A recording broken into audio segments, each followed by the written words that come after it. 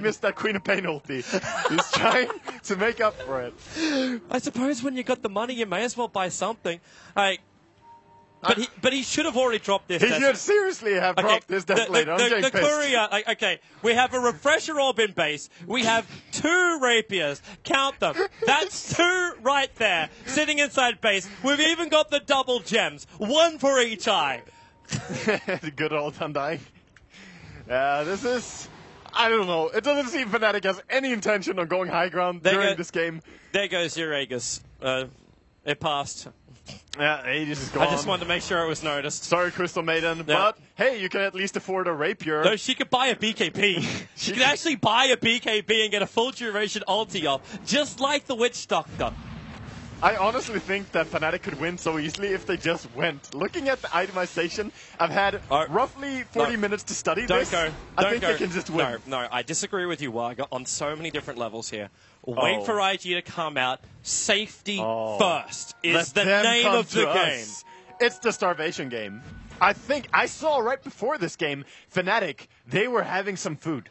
They were actually filling their bellies a little bit, and I think that IG are hungry. There's only one professional game where multiple players had over 1k creep. C9 versus Scary Faces. So, we're going to be the next C9 versus Scary Faces. So in roughly 100 minutes more, we'll finish this game. Beautiful. Tune in them for the next matchup, which no one cares about. We'll be back after some short announcements from our sponsors. This is a PSA. This game will keep lasting. Brought to you by Siraction Slax's wonderful videos describing every item in the secret shop, and then getting arrested shortly after. I didn't see anything about this in the TI down low. What the fuck? I got screwed over, dude. Smoke movement coming in from Fnatic, and well, dude, is this the moment? It's happening. Okay, get the hype on. The Observer was down, but it'll be dewatered almost as quickly as it went down. They can see this. Oh, they killed the rest. With the gem over on the CM Shinyo and the Crystal Maiden. They're not actually doing it. Top lane. Yeah, it's all distraction. KOXY takes out the tier 3 tower on the top lane. The Rocket's been pushed out, but Johnny's got his back, so Kerchik will be fine. And Wraith King keeps going. He's man-mining up against Burning. Now with the Abyssal Blade #1, but remember, Burning's got one of his own. KOXY will drop. They still haven't taken out the bottom racks. They're giving it a shot, and KOXY, he's almost doing it. He's done it. The melee racks is down the top. He shall give his life for the cause, while on bottom lane, Luo trying to run away from Mushy. The attack is almost enough. Down to 99 HP. Mushy, they force up and away with a Glimmer Cape. The buyback's come out from Wraith King. He TP'd it towards the middle lane. They cop the Yule Scepter, chasing up the Crystal Maiden. How long can she survive the Ghost Scepter? Not protecting her. She'll drop the gem. And now did Wraith King or anyone come back with any new items? Wraith Do they King keep did going? Refresh in the base. He used his refresher, TP'd back, and they're still pursuing. Jump out, Faith, Ohio. They get the stop, but now the Death Water as well. Johnny, the great position in the trees. Oh, the IG, they're trying back out. Burning, Faith, Chuan also low. It all bounces down. Maybe this is the moment, but the buybacks are available. Ferrari beating Crystal Maiden into a pulp. We've actually got Luo as well, running away from Mushy. Luo is about to die. The Cogs gonna push him back. Mushy, double burn. He actually needs to be burning to survive this one. Luo on the other side. He's trying to use the side blades to attack Luo inside the tree line. The hook shot out. Meanwhile, Ferrari running away, but Johnny with the base attack kills him off. We're back into the other fight. KYXY burning. He's still got cooldown. Lets it rip a Mushy. He's got the damage output, or does he? He's held in position for the moment. They're backing out of here. The Sigil is just watching IG and KYXY. They keep going. And they go again. Just explodes. And the side blade popping the Lina into the shards, controlling up. There's no more buybacks available here for IG. Have Fnatic won this on money? It is impossible. Still with 5 heroes alive. Ferrari back to front lines. Mushy down for the count. Now we can buy those rapiers, or at least bring him to the fight. He is actually 1, 2 rapiers in for Mushy. He's on the way, and he's bringing the deeps. Wait for it. Mushy, where is it? There's the head with the side blade damage. Triple kill. GG! 97 minutes and 45 roughly seconds will be the victory here for Fnatic over Invictus Gaming, getting a 1-1, 2 draws for TI5. And there's a new message from the Valve. All observers are now trained in CPR in case they have to cast with Toby, so that he doesn't die after these casts. Wonderful game. Terrific Dota. More Dota coming up.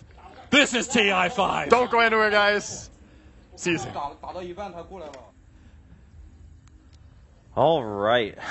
Wow. That game went on for quite some time. The longest game we've had so far. TI5, you guys look like you're a little tired. No, it was...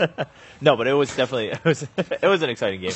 And then in that last one, Winter was talking about that the whole time. We're all like, so where are the rapiers going? I mean, why are they just sitting in base? And Winter's like, he's gonna bring him. He's gonna go back. He's gonna sell this, and he's gonna bring him back. I told you he was gonna go in first, die, Yeah. and surprise them with the rapiers. And he did, and that's how they just secured the game. He started just beating down the whole entire base, and they take the win. And so Fnatic pushing IG back and taking the split 1-1. So Fnatic going with, 2 ties now. So 2 points each, and then IG just getting 1 point today. Probably not too happy about that, but hey, they had a really good showing in Game 1 against Fnatic. So that's something to take away from their Day 1 performance.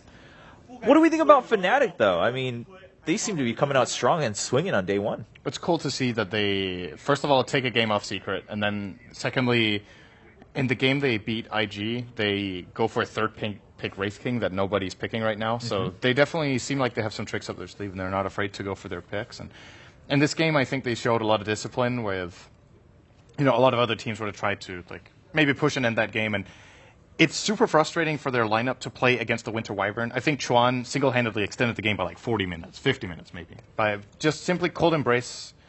Countered the Dire lineup so well. Even the Witch Doctor's Death Ward couldn't cut through the Cold Embrace, right? So he played a phenomenal game on the Wyvern, and they still managed to overcome it. It's in a lot of situations like that where you feel like every single fight we just want to engage and kill someone. He's counterplaying us every time. At some point you just lose patience, right? But they seemed very professional about it. Very they had the goal in mind. They knew how to get there, and it took a while, but they did it ultimately. That's a caliber team that manages to do that. Yeah, definitely. We do have a quick replay of, just in case anyone missed it, the last moments of the game. We continue talking about this matchup between Fnatic and IG, but of course... I would just look like that was another day at work. A couple of crucial fights that they lost, they had to actually clump up, and I really like the way they approached it. They approached with 4 on bottom, 1 on the top, and KYXY pretty much sacrifices his life to try and damage the gyro, but the gyro is not actually that strong without the Winter Wyvern there to back him up, and he has to expend a fair amount of cooldowns to burn through KYXY, and they actually have to bring the Bloodseeker over. And as Winter was talking about, Mushi goes in and dies. I like the pickup of the Lincolns to try and block the curse, and then he dies. He buys Christmas presents over. This was pretty great. But the supports had such huge impact in a lot of the fights with the freezing field, with the Death Ward. It was simply incredible their damage output. Yeah, we'll see that sick Death Ward here at the end too, right? Just going in for trees. And Wraith King actually, I think BOT said a mid lane. He's trying to push that out to secure the final racks. But I mean, look at the positioning. The blink. Oh man. Yeah, it channels, I think, for full duration. And yeah, there's BKB heroes that does nothing. You can only Cold Embrace one person, and everyone just gets wrecked by that. And of course, everyone has their buyback, so they have to do round 2.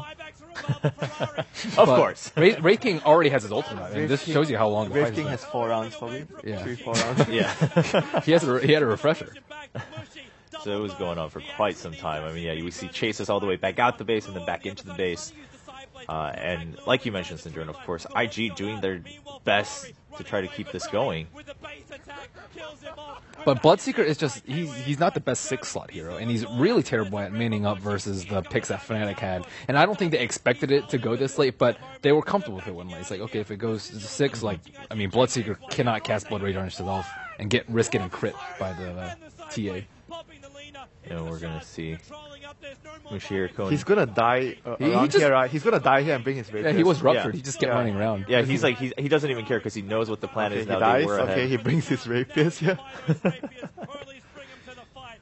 There we go. You see the items swapping out. Pretty good. I mean, it's a good plan. You know? In the middle of a fight, no one's gonna click on you, and that guy actually has 2 rapiers. I mean, does rapier actually increase his damage by that much at that point? I mean, when you have Daedalus. I mean, if you get a crit, you one-shot the support. He didn't even crit there, right? Yeah. In the end. If you got a crit there, you would have seen. I mean, Witch Doctor was already channeling his will with BKB. So right. It was. Yeah, I mean, at that point, the game was pretty much secured, but he had that backup plan where. I mean, it's just the plan, you know. He had that at the back of his mind. In a game like this, it's just really cool to see. Right on. And we also I mean, that game, the last moments were pretty exciting, but there is a bit of a surprise update for those of you who aren't able to follow all the different streams. We already had EG playing their first match at TI5 on Stream C. They were playing up against Newbie, and Newbie took game 1-0. So we have the final moments there. We'll be able to check that out and get a better picture here between these two teams. And EG gave away a first pick Lesh, getting Queen of Pain in return. And Bounty Hunter. Yeah, which, I mean, it's dubious giving Leshrac away, I think, in almost any circumstance. And it didn't really seem like they were very well equipped to deal with that, on top of the Storm Spirit. And they had 3 Invis heroes. A lot of teams don't even like picking 2. But, I mean, it was a newbie performance. It's pretty interesting because one of the strengths that we have talked about a lot for EG is that we feel like PPD is an incredibly good drafter and captain and never gets outpicked. To me, he has like that one rare off game, like say every 20th game or something, where the draft just, he has a plan and then it gets thwarted, or he overthinks things and just ends up with something bad. I feel like this, personally for me, this is an outpick. Like, pretty clearly, Newbie have tons of ways of fighting. EGs they have like a very specific way things need to happen for it to be favorable for them, and Newbie just took full advantage of it. I think even more so than the wildcard teams, like Newbie have nothing to lose because they already won a TI. They're just like, we're just here to see what happens. You bring up a good point. I mean, the invite guys will just hang out and crush EG.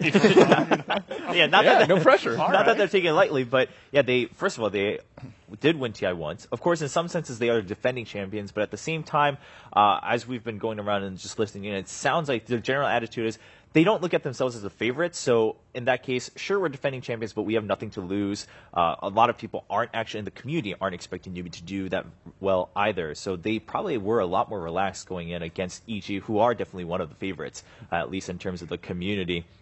So EG playing against the defending champions of TI. Of course, EG has had a great performance earlier in the year at DAC. They won first place there, and that was when Sumail really shined, right? Sumail coming up as kind of that prodigy, one of the youngest players now coming back as a superstar in EG. And we have a closer look at Sumail and his story leading up to TI5.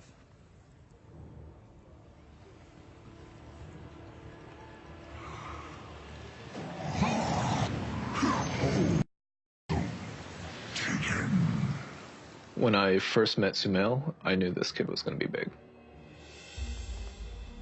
Sumail and me started playing Dota when I was 15 and he was 8. He had this passion. For Sumail, all that mattered was being the best. His desire to compete at the highest level, his will to be a professional, that was the most prominent thing that I got from him. So when a spot opened up on Able Geniuses, Sumail was the first person that we thought of.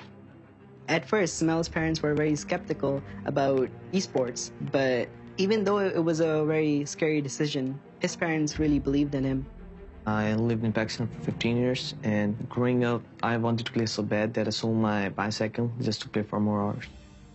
We had no car, so I bought a small pit bike. It was only meant for one person, but we got like 4 persons on it, and we rode all the way to the gaming zone. We just started playing the whole day.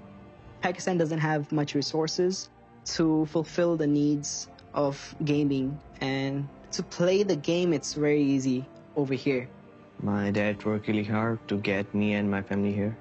I live with 8 family members in a small apartment, and I share my room with 3 family members. It's really mesmerizing for all of us. And he's been playing so fast, never tired, never get bored. I play about 9 hours a day. It needs a lot of hard work and dedication, and in Dota there's always something new, so you just can't stop. Sumail's entire life revolves around Dota. Aside from school and his family, this is pretty much his life. This is what he's been doing